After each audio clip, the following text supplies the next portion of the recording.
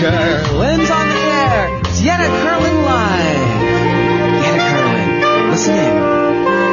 Good evening. Happy Valentine's Day, happy Lunar New Year, and welcome to this week's edition of Yetta Kurland Live. Our fearless host, Yetta Kurland, can't be joining us tonight, I'm afraid. I'm show producer Paul Newell, and I will be filling in for the hour. Tonight we'll speak with Dennis Chin of CAAAV and numerous other organizations, Cathryn Swan on 1 Billion Rising, and Athena Reich and Hilary Schwartz on LGBT Valentine and a new show coming up. I first want to thank our media partners, Go Magazine, Labor Press, the Soho Journal, Westview News, the New Civil Rights Movement, and more for helping make this show happen, as well as our community sponsors, the Ritz and Whole Earth Bakery.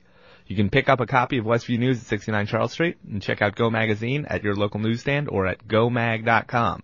The Soho Journal is at sohojournal.com. The New Civil Rights Movement is at thenewcivilrightsmovement.com. And Labor Press is at laborpress.org. Also, you can listen to us on the live stream at wwrl1600.com. And please join us on Facebook at Yetta Kurland Live, on Twitter at Yetta Kurland, and check us out on Huffington Post at huffingtonpost.com/Yetta. You can also find my Twitter handle at NewellNYC. In the news this week, billions of people around the world celebrated the Year of the Snake in the Asian lunar calendar. The French National Assembly passed marriage equality after painstakingly beating back literally thousands of amendments designed to kill the bill.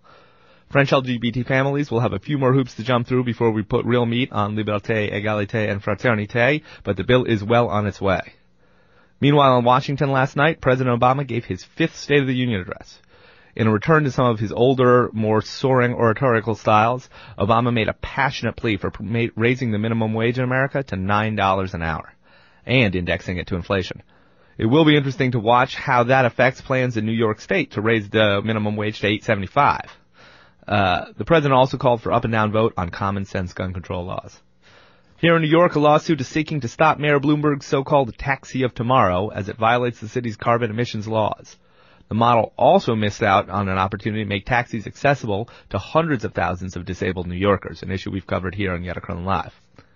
I also want to let every one of our listeners know that the Community Healthcare Network, run by former Yetta Kurland Live guest Cathryn Abate, is giving free, confidential STD and HIV testing all day tomorrow to celebrate Valentine's Day. To find a location, go to chnnyc.org. That's chnnyc.org, Community Health Network. We'll be talking about Valentine's Day, the Lunar New Year, 1 Billion Rising, and a lot more right here on Yetta Kurland Live with Dennis Chin, Cathryn Swan, Athena Reich, Hilary Schwartz, and you. So, Dennis Chin is a New York City-based queer, Asian Pacific Islander, and racial justice organizer. He's on the board of directors of CAAAV, involved with Q-Wave and numerous other organizations. CAAAV is formerly known as the Committee Against Anti-Asian Violence. He'll be a leader in this weekend's Lunar New Year for All contingent at the annual Chinatown New Year Parade, and I am very glad that it brings him to Yetta Kurland Live tonight. Thank you so much for having me, Paul. Of course. If you've got questions or comments about the parade, being queer in New York's Asian communities, social justice in Chinatown, or anything else, please give us a call at 212-868-0975. That's 212-868-0975. So first of all, welcome to Quality Pie Radio. Thank you. And Gong Hei Fat Choi.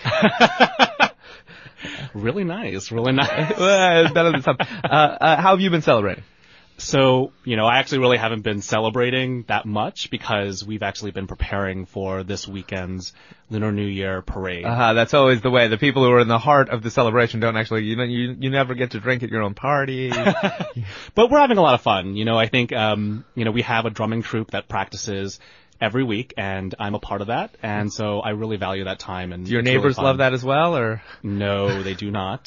Unfortunately, but we're really thankful for the space, Project Reach, that allows us to drum there. I know that we drive them insane, but we thank them so much for letting us practice there. Sure, of course. And so tell us about Lunar New Year for All. Sure. So Lunar New Year for All, we are a coalition of 3 primary groups. CAAAV, which is a queer Asian women and trans group in New York City. The Gay Asian Pacific Islander Men of New York, which I'm a part of.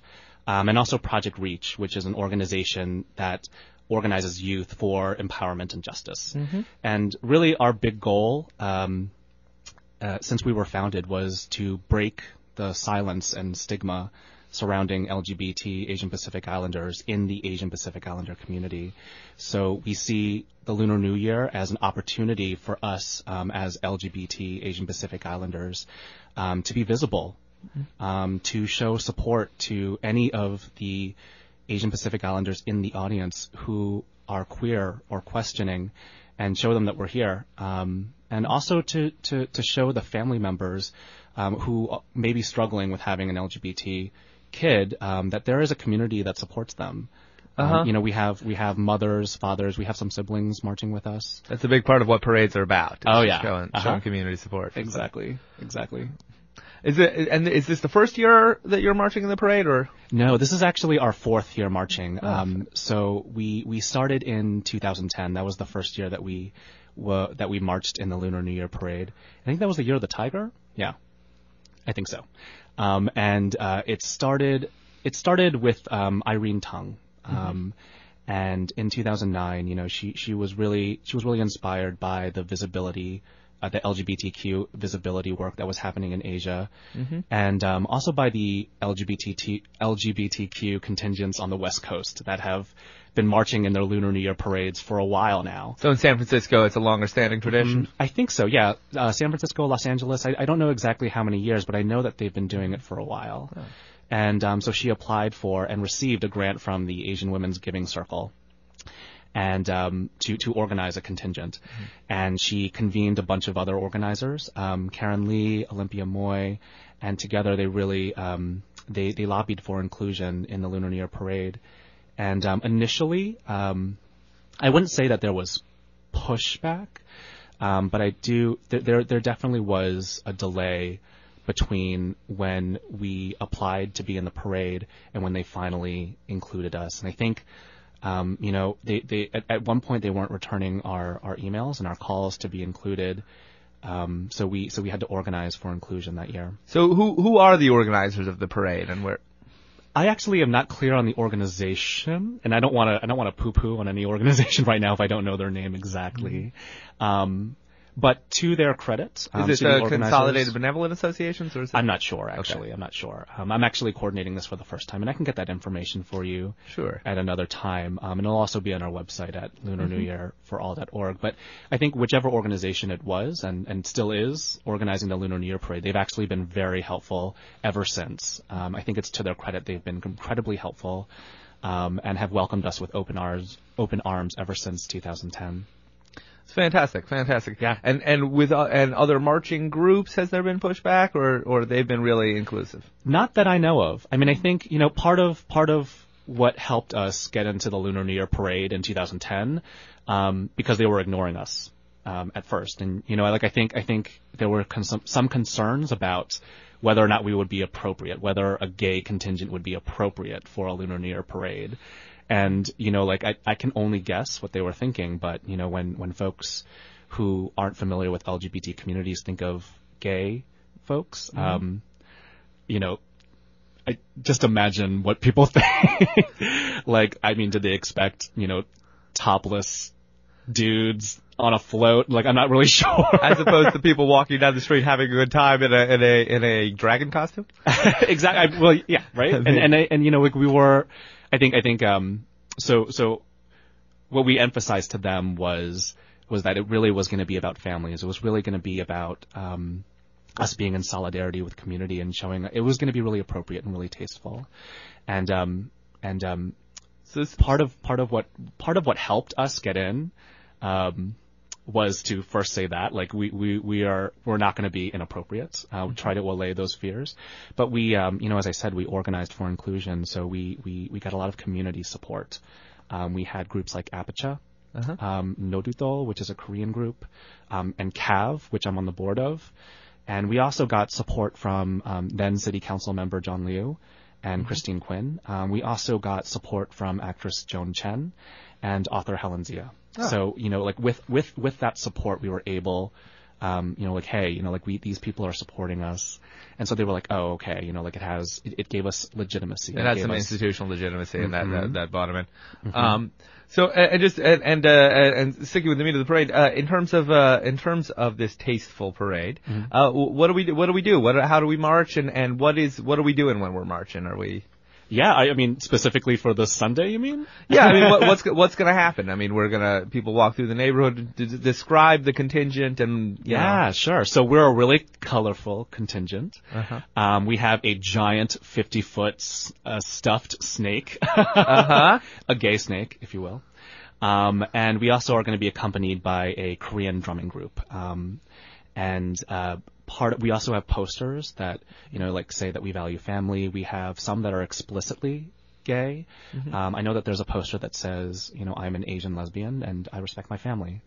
These are the type of messages that we feel would be resonant for the Asian Pacific Islander community in Chinatown.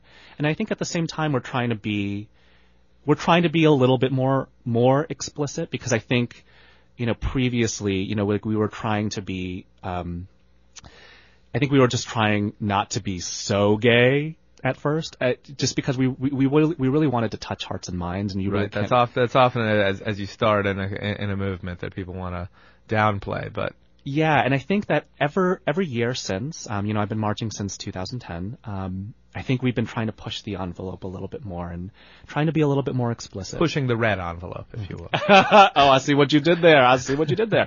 And, I think we're learning a lot of different things about how you talk to Asian Pacific Islander communities. There really isn't a lot of research. There really isn't a lot of institutional support for LGBT Asian Pacific Islander communities in general. And definitely not a lot of research being done with Asian Pacific Islander communities. Except for API Equality on the West Coast, which has, some really awesome resources about how to talk to Asian Pacific Islander communities about LGBT issues. But still, we could still have a lot more. And we need to do some of that here. Speaking of community, I want to go to one of our callers on the line. We've got Pauline in Queens. Hello, this is Pauline Park. Pauline, hello. Thank you so much for calling in. Sure.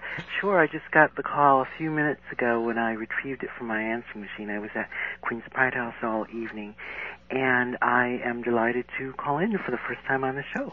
Fantastic. Welcome to Yetta Kurland Live. Thank you. Hi, Pauline. Hey, Dennis, how are you? I'm really good. It's so good to hear your voice. Yeah, and I'm looking forward to seeing you on Sunday. I'm hoping to get there to march with you in the parade. I marched in the very first one, as you remember. Mm-hmm. Dennis was absolutely fierce with the drums, and we had a huge crowd, as I'm sure he's mentioned to you, nearly 100 people.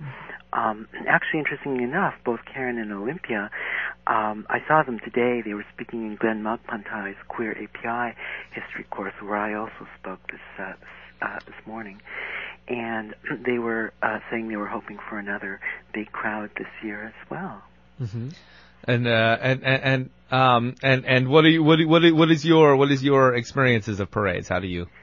Well, I think this is a special one because very often what happens is that LGBT queer APIs come out, if they come out at all, in the white dominant LGBT community, and many are more reluctant to come out in their communities of origin, which leads to this strangely bifurcated life where they're openly LGBT in the queer community, but not necessarily in their API community of origin. And so it's very important to, I think the first participation contingent in the parade a few years ago was incredibly important because it exponentially increased the visibility of the LGBT queer API community within the larger Asian Pacific American community. And were you able to notice a real change in attitudes after the parade? I think so. I mean, I think this social change is a slow and long-term process.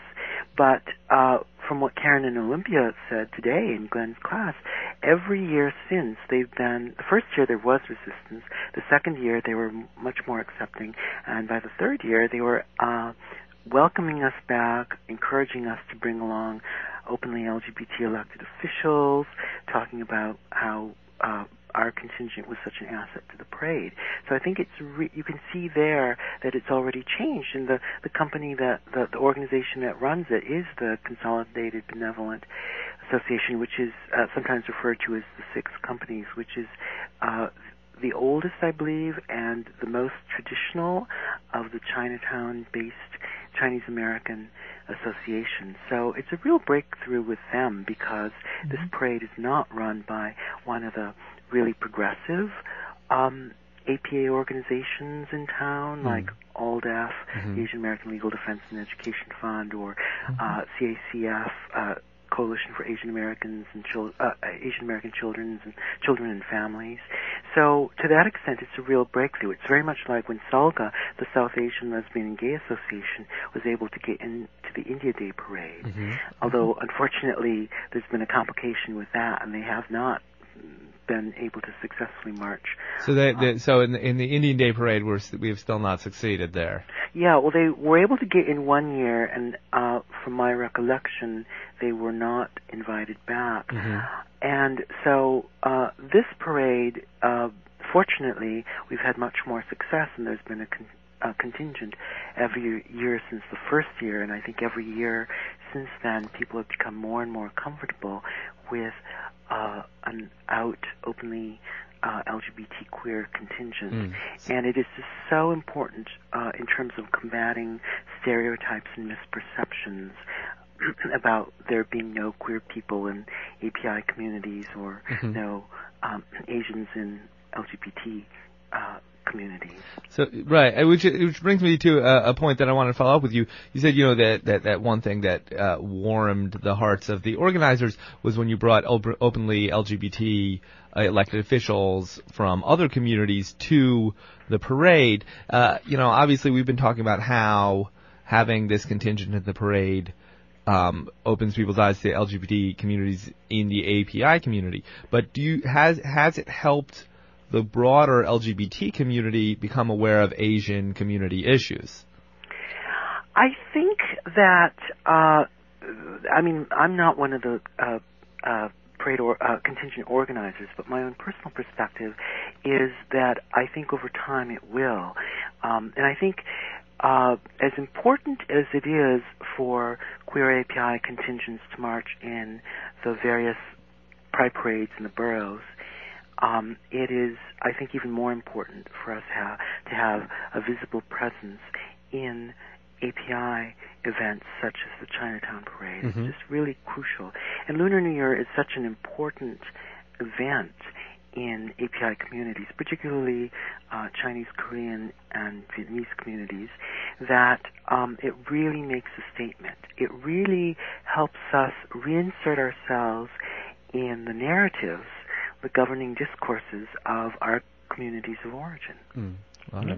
Well, Pauline, thank you so much for calling in. I really appreciate you taking the time to join us. Oh, you're most have a wonderful Happy New Year. Thank you, Pauline. Thank you so much. To you both. Pauline is actually one of my heroes. She is a fantastic person. Her ability to bridge communities and really address issues all around the city has always been impressive. Right. And I know she's doing work with Queens Pride House right now, and also with the New York Association for Gender Rights Advocacy. So, indeed. So before I want to get to some other stuff besides the parade, but first of all, let's let folks know, if people want to join you guys on Sunday for the parade, where should they go? What time? What should they wear? So we are meeting at 11:30 a.m. On Sunday, this Sunday, on the corner of Hester Street and Mott Street in Chinatown.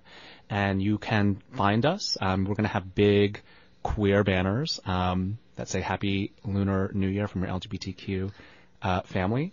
And if you want to get our information, you should go to our website at lunarnewyearforall.org. And if you have any questions and you want to talk to me or any of the other coordinators so we can really get you plugged in, you should email us at lunarnewyearforall@gmail.com.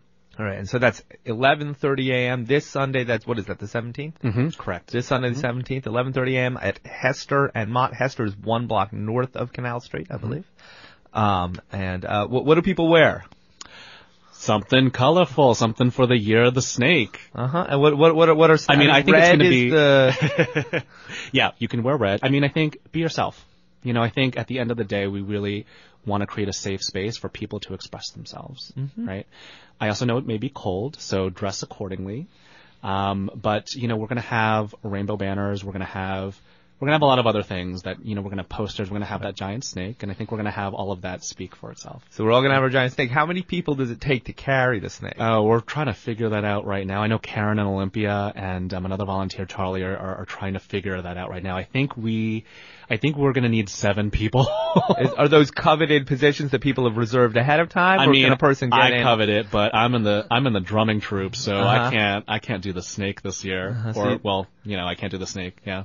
So there's banner jobs, there's the snake job, and there's just marching and having a wonderful time. Yeah, and you know, like Lunar New Year for all. I mean, I think Pauline said it all in terms of its significance, and I want to stress that it's not just that is just not the only visibility work that we do. You know, I know that you asked a question about Asian Pacific Islander visibility in the LGBT community. So we do have a lot of projects around that too. I mean, I think the biggest one is just being involved in New York City Pride, right? But we're trying to think about what other things that we want to do to challenge racism in the LGBT community too, because just as much as we challenge homophobia and discrimination in the Asian Pacific Islander community. Right.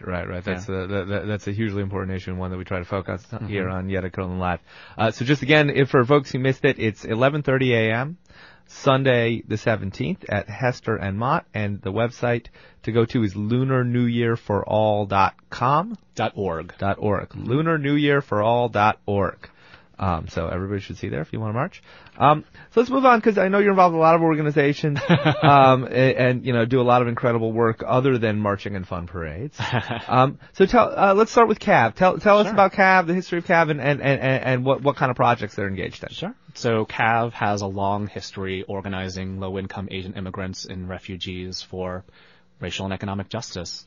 And I think CAAAV has been on the radar right now, mostly because of its post-Sandy relief work. You know, we saw that in the aftermath of Sandy, non-English speaking residents of Chinatown and the Lower East Side just had no idea what was going on, and public housing projects there were without water, heat, and so on and so forth, and just no information was going in, no information was coming out. So Helena Wong, who is the director, went down there, assessed the needs, and together with Occupy Sandy, we really helped coordinate relief to all of these people that were stranded and could not speak English. Right. So I think right now what we're doing is following up on that work, right? Because, you know, communities are still struggling to recover, honestly. And I think that we need to be more resilient for the next disaster. So I think CAAAV is doing a really awesome job making sure that Chinese folks and other Asian folks, other non-English speaking folks in that area are included in that planning process. Right. I live in a large development in the Lower East Side with a lot of Asian language folks, and we had I know that right after the storm we had a lot of difficulty communicating with some of the members of our community, and folks from CAAAV came by and helped with that, and that was really great. So. Yeah, and you know, like the other thing that we do, the other headlining thing is our anti-gentrification work. So, I mean, there's a lot of basically affordable housing is shrinking, and it's shrinking fast in Chinatown, and CAAAV is one of the few grassroots organizations that is doing direct organizing to stop that. So I'm super proud of the organization, and I think folks should definitely check them out. CAAAV.org, CAAAV.org. All right. You are listening to Dennis Chin on Yetta Kurland Live, WWRL 1600 AM, Equality Pride Radio. I am your guest host, Paul Newell. Please call in with questions of your own, 212-868-0975, 212-868-0975.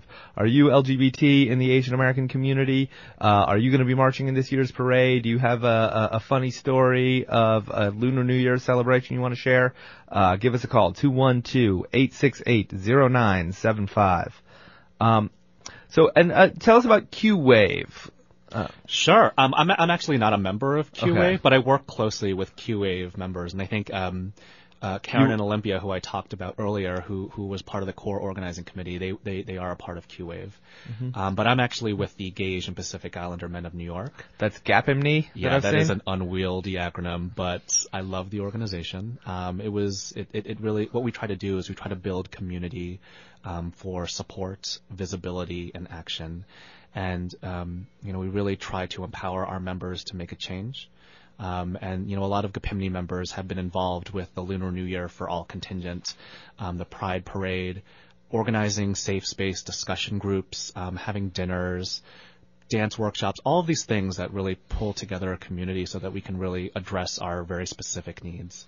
And I think one of our members is actually organizing alongside CAAAV and CAAAV and SALGA, the South Asian group, really trying to start a conversation about immigration and how that intersects with queer Asian communities.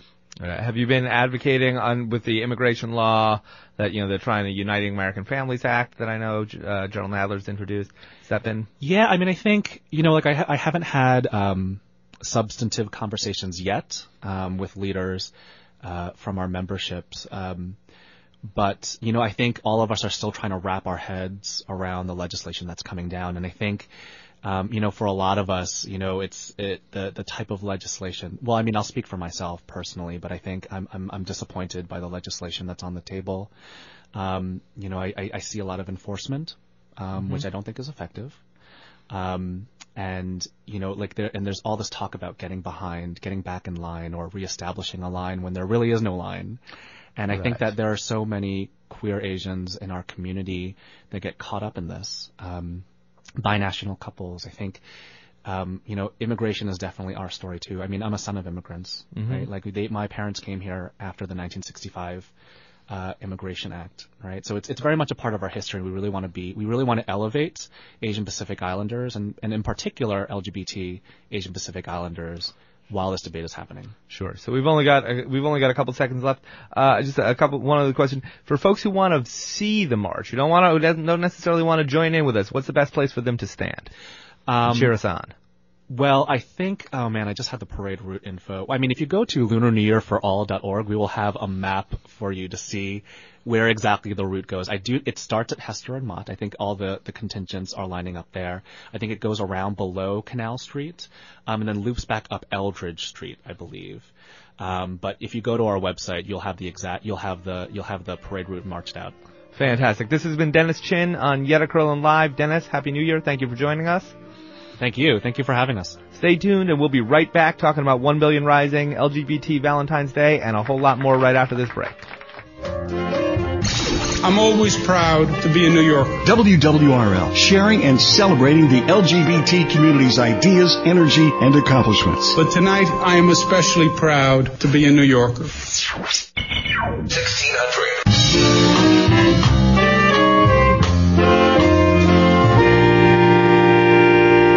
Hello and welcome back to Yetta Kurland Live. For those of you just joining us, our fearless host, Yetta Kurland, can't be with us tonight, but my name is Paul Newell. I'm our show producer, and I will be filling in for the rest of the show. So thank you for listening. We're going to start this segment with a short conversation with Cathryn Swan. Cathryn is a writer, a blogger, an entrepreneur living in New York City. Cathryn founded the aromatherapy fragrance line Bee Girl. For the last 5 years, she's written the Washington Square Park blog, focusing on the redesign of the park and privatization of public space and more. She's been a lead organizer of the Washington Square Park edition of V-Day 1 Billion Rising's flash mobs tomorrow all around the world. I'm glad it brings her to the show tonight. Thank you. I'm happy to be here. Fantastic. If you got questions about V-Day or 1 Billion Rising, please give us a call at 212-868-0975. That's 212-868-0975. So what is V-Day and how did it start? V-Day was founded 15 years ago tomorrow, actually, by playwright Eve Ensler, who wrote the Vagina Monologues. And that sort of took on a life of its own, and where the Vagina Monologues were performed around the world, and as sort of a basis of broadening V-Day's scope. And then they started just expanding and expanding throughout the world and trying to help women in different areas of the world. And through that, they had incredible base around, everywhere basically, which set the groundwork for 1 Billion Rising, actually, and is, I think, the reason why it's in 202 countries and, events going on everywhere tomorrow. Sure. I mean, that play changed people's perceptions more than any that I know of, actually. Exactly. And 1 Billion Rising is a more recent development from that.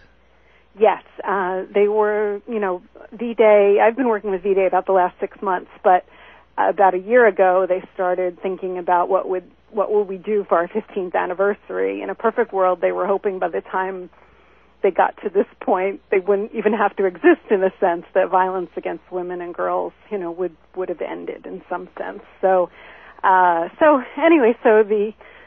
the UN announced that the world's population had come to 7 billion, and they started putting the numbers together, and with the UN's own statistic, which is probably even conservative, that 1 in 3 women will have been beaten or raped in their lifetime, they realized that added up to 1 billion women. So it sort of, went from there and became, let's get women to rise, to walk out of their workplaces, out of their homes, to just gather together in a circle or in a huge public space to dance and sort of reclaim, our energy, our spaces, our strength together. And make people pay attention.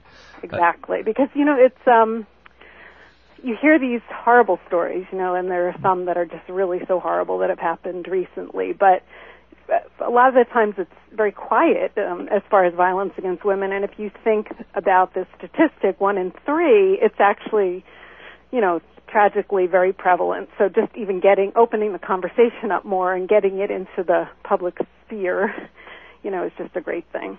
Indeed. You're listening to Cathryn Swan on Yetta Kurland Live, WWRL 1600 AM, Equality Pride Radio. I'm your guest host, Paul Newell. Call in with questions of your own, 212-868-0975. That's 212-868-0975. So, what can we expect to happen in Washington Square Park tomorrow? It's going to be very exciting. We're going to people gathering at 1:30. At the Garibaldi Plaza, which is basically to the east of the fountain. There's a stage there, and then we'll sort of make our way over to between the fountain and the arch, and people have been practicing. There have been 4 rehearsals. People have been practicing on their own. There's a video choreographed by Debbie Allen, who did the choreography to the song, a how-to that a lot of people have been learning on their own, and then a bunch of us have gathered together in New York City to rehearse. And so we're all coming together from all different places and et cetera, to meet up tomorrow and to do this dance. And I think it'll be really exciting. Fantastic. Is this the only event in New York City for 1 Billion Rising, or are there others in the metro area? There's actually a lot. Central Park, Prospect Park, Brooklyn Bridge, throughout Harlem, high schools in the city, Rikers Island. There's been a lot of outreach everywhere. Mm-hmm.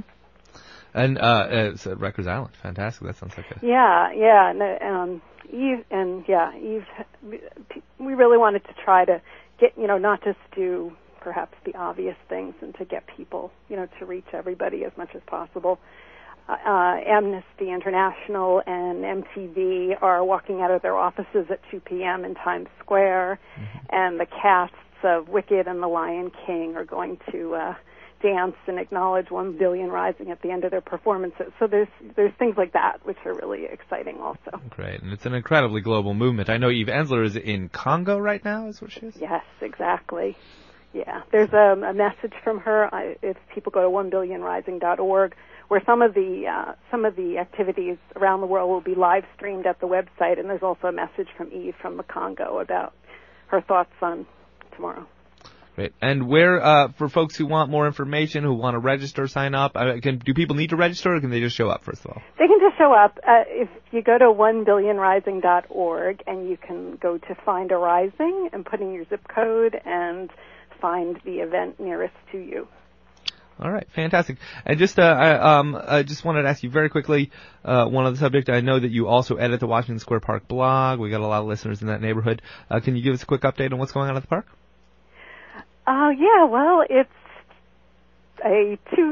depending how you look at it, 3 to 4 phase redesign in a bunch of phases, and so we're at the final phase, and the park should be done with the redesign possibly by the end of the summer, and so that's a good thing. Just in time for construction to start on the NYU expansion. And what is the URL of the Washington Square Park blog? It is WashingtonSquareParkblog.com. That's pretty easy to remember, WashingtonSquareParkblog.com. And for folks who want to find out more about 1 Billion Rising, that's 1 billion, the word 1 spelled out, or the number 1? 1 spelled out. 1billionrising.org. Cathryn, thank you so much for your time. This has been Cathryn Swan on Yetta Kurland Live. Thank you for joining us. Thank you. Take care. Life gives you a way to face a brand new day. When you think your time is past, life gives you a second chance. Life gives you a way. All right. Welcome back to Yetta Kurland Live. That was the theme song from Roommate Wives. We're going to hear more about that in just a moment. For those of you just joining us, our fearless host Yetta Kurland cannot be with us tonight. I am producer Paul Newell. I'll be guest hosting for the rest of the show. And we have with us some fantastic guests. Athena Reich is an award-winning actress and singer-songwriter. She has released 5 CDs. Her song Love is Love won the Out Music Award Best Outstanding Pop Song of the Year. She has always been an out entertainer active in the LGBT community. She's a regular contributor here at Yetta Kurland Live, and I'm glad to welcome her back to the show. Love being here. Thanks, Paul. Hilary Schwartz is a stand-up comedian and writer who has been seen in clubs in New York City and around the country. Her writing has been published in What Was I Thinking, 58 Bad Boyfriend Stories, Half Jewish A Celebration, and more. Athena and Hilary are releasing a web series tomorrow called Roommate Wives, which we'll discuss. And on behalf of Yetta and all of our listeners, I'm glad it brings you to Equality Pride Radio tonight. Thank you. Thanks for having us. Of course. If you've got questions or comments about LGBT arts for Valentine's Day, about the series Roommate Wives, or anything else, please do give us a call. The number is 212-868-0975. That's 212-868-0975. So happy Valentine's Day. Happy Valentine's Day. Oh, thank you. Yes, I'm glad to have a plan for Valentine's Day. This is my plan coming here. Well, there's nothing says love like Yetta Kurland Live. It ends at 11, so you got to make a plan for tomorrow. But there's love-filled programming at WWRL 1600 AM all day long. There you go. So. There you go. And also happy Ganghae Fat Choi, happy Asian New Year. Thank you. Yes. But seriously, it does look like a great holiday this year. Britain just passed marriage equality. France passed it today. Marriage equality. What? Really? Oh my gosh. Yeah. Liberté, égalité, fraternité. That's look good. Wow, that's fantastic. Indeed. It takes a little while for it to take effect, but they passed the major very great hoop, and it passed the Assembly National. Maybe I really will move to Paris then. Everything's all setting up in line. Everything's ready for me now there. It's certainly not a bad place for a wedding. Paris. But also the state of Illinois, so it's a Valentine's. Or you could go to love. Rochester for your wedding. Well, I mean Niagara Falls is maybe if you're gonna be in that neighborhood. Yeah. But what is Roommate Wives? Well, it's a web series that Athena and I have created and put together, and it's about 2 friends who have been friends forever. And they, when they were young girls, they developed a plan B should they be single and not married. And they're finally chronically single enough and jealous of everybody who's had weddings. Why do you want a wedding? You have love, yes. Right. But you also want the parties and the gifts. Yeah. And you want it to single be people are always left out of that. It's not fair. Right. So now that we can get married, you have everything. You get double the income. Plus you get like Egyptian cotton sheets and serving platters and I don't know. So basically, we get married. I want to have my character really wants to have a wedding. We decide we really want this stuff, and therefore, we're roommates. Soon we become roommate wives. So your roommates, the characters are not lovers. They're roommates. No, I'm They're gay roommates. and she's straight. So, and what we discovered as soon as we announced our engagement to our friends, her sex life picks up. All these guys think it's hot, and then for me, like all these lesbians are like trying to like get in on the action with me. So it's a sexy show. It's a comedy. It's a comedy, a little comedy, goofy sexiness. It's goofy too. sexy. It's not like hot. I mean, well, we hope it is. I can't imagine anything you guys are involved in not being hot. And this is certainly a hot show tonight. A lot of complications ensue. Yeah, it's just comedy. And then we have certain people. There's a mother who's very conservative and against. Yeah, I'm the radical lesbian character, and my You? Yeah, me. What? Based on loosely, and my mother, and my mother's not like this, but my character's mother is like this, like Christian, like really right wing, really against like the whole thing. So, but it's a comedy. It's fun. So what kind of pushback do the characters get in the play? Well, how much do you want to give away? Or we don't want any spoilers because it airs tomorrow for the first. Yeah, tomorrow it first airs. episode. It's the premiere episode, and I don't know how much we want to give away, but basically, there's some pushback. People resist the wedding. Well, there's a very unlikely alliance between the ultra-conservative mother and the very radical friend, lesbian friend. Like the butch. So a very, very unlikely alliance is made to stop this union. Sort of strange, not bedfellows. Yes. So that's Exactly. kind of fun to watch. Yeah. I think And it it's will be. fun because, that's a song that I wrote for it. Hilary and I, we worked on the words together, and and Hilary's the writer for it, and we just, we have two kids in it who play the younger versions of Hilary and I, and so that's fun. It's your cousins playing one of them, and I teach music and music lessons. One of my students is playing the younger version of me. They're great. They're very fun. They're the stars. They're the real talent. I wish I'm going to write us out soon. Why didn't you let us know? We would have booked the real stars. I mean, yeah, great, you will. I know it's that's their the truth. bedtime. It's a problem right now. You're listening to Athena Reich and Hilary Schwartz on Yetta Kurland Live, WWRL 1600 AM, Equality Pride Radio. I am your guest host, Paul Newell. Please call in with questions of your own. It's 212-868-0975. That is 212-868-0975. What about as artists? Do you think you'll get some pushback from folks in the community who feel like, marriage is a serious issue, there's 1,173 rights or whatever it is that we're being deprived and, shouldn't be making really light of the about exploitation marriage. of it? Right, yeah. We were talking about that earlier. I think we expect some of that. But that means at least people are watching. It's a marketing strategy is what you're saying. I know. I was concerned about that. that. We're concerned about that. We're not doing it for that reason. We just thought, we just came up with the idea. It was fun. You came up with the original idea and we developed it together. Right, it's all my fault. No. I thought it was hilarious. But we're kind of playing with it. And and in a way, maybe real equality does come when you can make light of something and have fun with an issue too. Exactly. So that kind of maybe it's a sign that we've arrived. Yeah, that we're now indicates making light of it.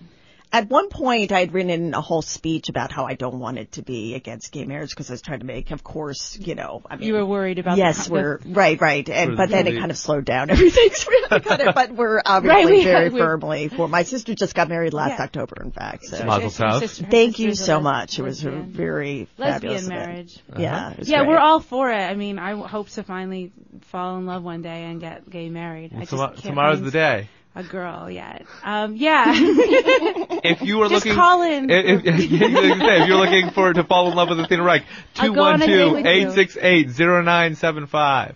But we got to tell people where to watch it. This was going to be my next question. Say that? I'm sorry to interrupt. No. But go to youtube.com/roommatewives or facebook.com/roommatewives, and we're going to post it there tomorrow. What time, Hilary?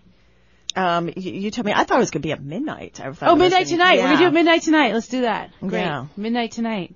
Roommate Wives, facebook.com/Roommate Wives, and you'll see it. Episode 1. We're going to have a few more episodes after that, and if people like us, we'll make Whenever some more. I'm done watching Nashville, which I DV'd, then it's going to go up. Right. And we'll be releasing the following episodes on a regular period, or we're just. Yeah, like soon after. Shortly after. A few weeks. It'd probably be a month after we've filmed most of it. But we got to edit. We got to get the girls back. The young versions of ours. And they have a much busier schedule. I was like, when are they available? Is there a launch party tomorrow? We're all going to be celebrating in our own home alone with bonbons And sobbing. Because we don't have a date. But we're going to be watching it together. If you feel bitter or sad, just watch this. It'll make you laugh on Valentine's Day. We have plans right now for 3 episodes, and I can envision having a party afterwards, playing all 3, and I think that would be really That's fun. a good idea. Let's do that. Well, I mean, and people after watching, they can go to Washington Square Park and take part in V-Day, 1 Billion Rise. Yeah. You're listening to Athena Reich and Hilary Schwartz on Yetta Kurland Live, WWRL 1600 AM. I'm your guest host, Paul Newell. Call in questions of your own, 212-868-0975. I want to get in a couple callers right now. We've got Alex in Hell's Kitchen on the line. Hey, what's going on? Doing great. Thanks for calling. All right, Alex. yeah, you're doing a good job on the fill-in tonight. I love Yetta, but you're doing okay tonight. Good job. Big shoes to fill. I'm not trying to fill them. Big shoes for the boss. I've got a question. I like this whole the roommate wives concept, and I think some people do take marriage a little bit too seriously. Meaning, if they're in a relationship for a year, they're already ready to get married. Is this something that you guys talk about in the series, like the overzealousness that gay people have for marriage now? Like the kind of lesbians in a U-Haul thing? Exactly, the whole joke. What do lesbians bring on the second We date? do make a joke about that, actually, in the first minute. Okay. Aren't lesbians already moved in by now? Yeah. We do make a joke about that, yeah. I mean, it's not the theme, it's not the point of the show. I mean, who knows? Maybe that's a good idea. Maybe It is, actually. That is a good point there. Oh, I don't know. You say something, Hillary. I don't know what I'm saying. What? It's not really tackling that, but that is certainly worth exploring. Yeah. Are you looking to get married, Alex? Hey, listen, I'm one of those perennial single guys, but I just see people around me getting married and getting engaged, and they're in months-long relationship, not years-long relationship. Really? And it just seems a little jumping the gun, so I don't know. I think the concept is really funny, and I like the roommate wives on Facebook, so I just thought it was funny. Thank you so much. Thank you. I really appreciate that. Fantastic. Thanks for calling, Alex. Keep in touch with us if you want to do a guest extra spot. We can get you on, maybe. You know what? I'm just sour enough that I will take you up on that offer. All right. They can contact you through the Facebook page. So again, why don't we give folks the YouTube website? YouTube.com/roommatewives, going on live midnight tonight. And that's also Facebook.com/roommatewives. All right, fantastic. So let's talk about some other things that are going on this week and going on for Valentine's Day. There's a lot. I talk about queer stuff to do on Valentine's Day. There's a million things. First of all, this is really cool. This is called. It's a whole party. It's like an AIDS Action Now fundraiser, and somebody, DJ Like the Wolf from Montreal, is spinning, and I'm excited about this party because it looks really sexy and awesome. It's a dance party at Sugarland tomorrow night. If you don't wear pants, it's cheaper for you to go in. So it's like $10 to $20, but if you don't wear pants, it's $5. Does that include the ticket that you get for walking there, or? Yeah, right. I don't know, but it's there's going to be a kissing booth. There's going to be Spin the Bottle, which was like when I was coming out in college. Like, that's what we did. We just all played Spin the Bottle and kissed each other, all the girls in my dorm. It was really, really awesome. In fact, I'd like to do that again soon. There's going to be, like, activist stuff. And so, anyways, and my friends in Toronto, I'm from Canada, Toronto, Montreal, they had a lot of hand in organizing this. So that's Sugarland tomorrow night, 10 o'clock. It's called Rebel Cupcake, No Pants, No Problem. All right. There's Rebel other stuff, Cupcake at though. Sugarland. Yeah, you want to hear more? Yeah, because absolutely. there's a Valentine's Day lesbian prom at the Dalloway. Prom? Yeah, man, like a prom. Oh my God, sounds so good. I would go, except my mom's flying in from Toronto to visit me, but she's my Valentine. I missed my prom, so. I know. Well, that's the thing. Oh. Yeah. Yeah, we really, in gay community or anybody really who doesn't feel like they fit in high school can really miss that experience.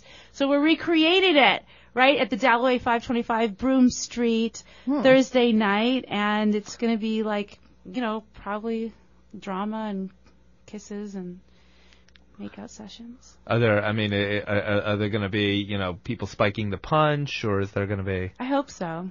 Uh-huh. I hope so. I hope there's lots of that stuff going on. There's other stuff happening too. You want to hear? For the boys, for the drag queens, sure. For the queens. Hedda Lettuce is not only like a big drag queen with a salad on her head and a stand-up comic, and she's a songwriter, but tomorrow night, she's also a visual artist. I mean, this girl's almost as talented as me. She is going to be showing her art in a series called The Women. So I guess she's drawing paintings of... She's like the new Da Vinci. She is. She's like the Renaissance lettuce lady. Amazing. East of 8th at 254 West 23rd Street, 9:30 p.m. It's called How to Lettuce The Women. So that sounds amazing. Amazing. Uh-huh. You want to hear something Fantastic. else? And where is How to Lettuce going to be? East of 8th, which is on 254 West 23rd Street. And I love her. She's hilarious. Go tell her Athena says hi.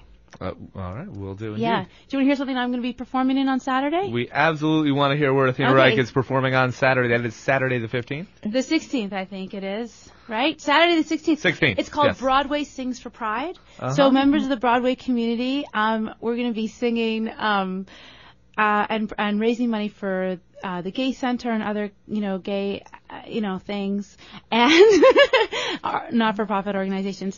And it's because it's Fashion Week.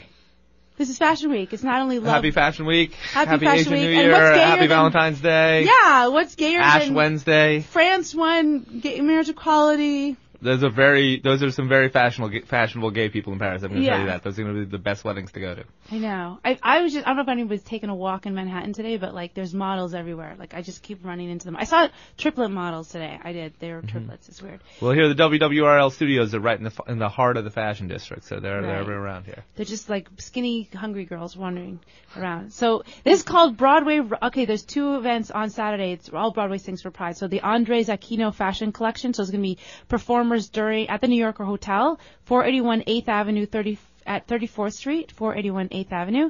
It's Broadway Sings for Pride, so that's going to be the New Yorker Hotel at 8:30 p.m. I'm going to be performing at the after party because that's where the cool kids are, and that's called Broadway Rocks Fashion After Party at Loi Restaurant, Loi, L-O-I, 208 West 70th Street, Upper West Side. Doesn't sound cool, but it really is cool because we have 20 people performing. It's going to be through the roof. So let's repeat the location and time on that one. 8:30 p.m. Saturday night, 481 8th Avenue, the New Yorker Hotel, and then Broadway Rocks Fashion After Party, 208 West 70th Street at 10:30 p.m. I'm going to be singing an original song, and it's going to be amazing. It's going to be beautiful. It's just great. Fantastic. And Hilary, do you have any projects coming up? What's coming up for other than the Roommate Wives? Well, I have a regular show every Wednesday night, actually at 10 p.m. I'm going to go back there after this at a place, just a bar called the Grizzly Pear on McDougal Street. And the magic you skipped out of your own show to come here? Of course. Oh, we are so honored here on Yetta Kurland I know Live. the poor audience. I just left. No, there are other people there. The magic word, it's free, 10 p.m. every single Wednesday. Grizzly Pear. It's on McDougal Street, right in the heart of the village. And there may be no one from Staten Island listening, but in case you are, I will be at the Looning Bin this Saturday. And most of you will want to come, get the ferry out anyhow. Yeah. All right. Well, unfortunately, we're running out of time. This has been Athena Reich and Hilary Schwartz right here on Yetta Kurland Live. Athena, Hilary, Gung Hei Fat Choi, thank you for joining us. Thank you. Can I tell people Thank you so much. Friend me on Facebook, ATHENA-REICH, Athena Reich, or AthenaReich.com, and Hilary Schwartz as well on Facebook. Friend us. Fantastic. Yes, Twitter. I know we've got a bunch of callers on the line. I'm sorry. We will get to you the next episode. Tune in next Wednesday at 10 p.m. when we'll be back with our regular host, the fearless Yetta Grace Kurland, right here on Yetta Kurland Live, WWRL 1600 AM.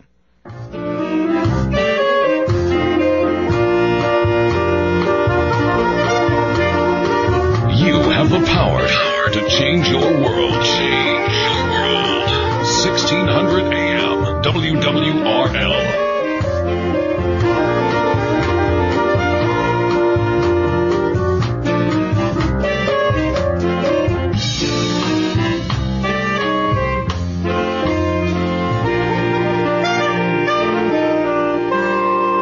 The preceding program was independently produced. The views and opinions expressed were those of the program host and guests and do not necessarily reflect those of WWRL, its staff, or management.